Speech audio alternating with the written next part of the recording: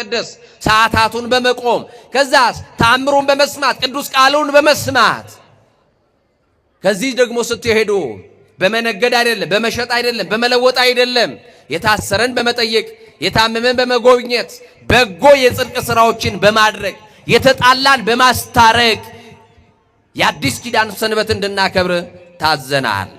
በዚህ ቀን ለእግዚአብሔር የተለየን በእግዚአብሔር የተወደድን መሆን አለብን።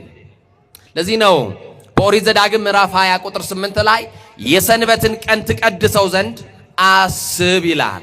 የምንን ቀን ትቀድሰው ዘንድ ምን ማለት ነው? እኛ ሰንበትን ምን ቀድስ አይደለም። በሰንበት ቀን ቅድስና ያስፈልገናል። የሚቀድሰን እግዚአብሔር ነው። የሚቀድሰን የእግዚአብሔር ቃል ነው። ለምሳሌ ቅዳሴ አስቀድሰን ሄድ እንላለን፣ እንቀደሳለን።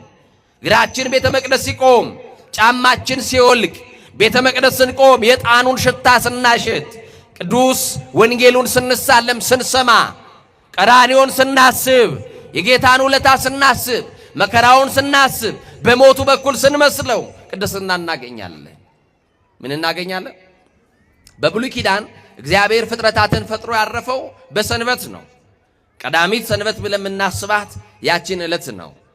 በአዲስ ኪዳን ጌታችን መድኃኒታችን ኢየሱስ ክርስቶስ የተጸነሰበት፣ ትንሣኤውን የገለጠበት፣ ቅዱሳን ሐዋርያት መንፈስ ቅዱስን የሰጠበት፣ ዳግመኛ ደግሞ ለፍርድ የሚመጣበት ዕለት ሰንበት ስለሆነ ክርስቲያን ሁሉ በሰንበት በቤቱ ሊተኛ አልተፈቀደለትም።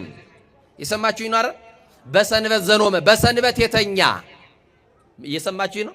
አንቀጸ ንስሐ የተባለው መጽሐፍ ንስሐ ይሰጣል። በሰንበት ዕለት የተኛ ጤናማ አካል ይዞ ደዌ ሳይገጥመው ሳይታመም፣ አያችሁ፣ ችግር ሳይገጥመው በቤቱ በሰንበት የተኛ። ምክንያቱም ክርስቶስ የሚመጣው በዕለተ ሰንበት ስለሆነ በዕለተ ሰንበት ሁሉ ክርስቲያን ሁሉ ይሰብሰብ የምትለዋ ቤተ ክርስቲያን ሙሽራዋ ክርስቶስ ድንገት